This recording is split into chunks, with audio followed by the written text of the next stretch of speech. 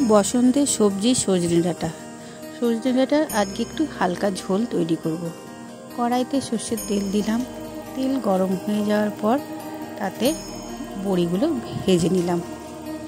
সেই তেলের মধ্যেই ফোড়ন দিয়ে দেব শুকনো লঙ্কা, তেজপাতা আর গোটা জিরে। পেঁয়াজ কুচিগুলো দিয়ে ভালো করে ভেজে নিলাম। তাতে টমেটো, পরিমাণ মতন স্বাদ অনুসারে নুন, হলুদ, সামান্য লঙ্কার গুঁড়ো, সামান্য জিরের গুঁড়ো দিয়ে ভালো করে নেড়ে চেড়ে কষিয়ে নিলাম। 4টে কাঁচা লঙ্কা চিড়ে রেখেছিলাম, সেটাও দিয়ে দিলাম।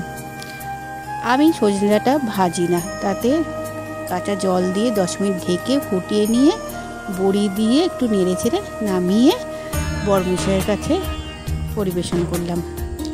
বরমশাইয়ের এই হালকা পাতলা ঝোল খেতে খুবই ভালো লাগে। সজনে ডাঁটা না ভেজে রান্না করায় তার গুণাগুণ বর্তমান থাকে। তোমরা করবে এভাবে, তোমাদেরও ভালো লাগবে।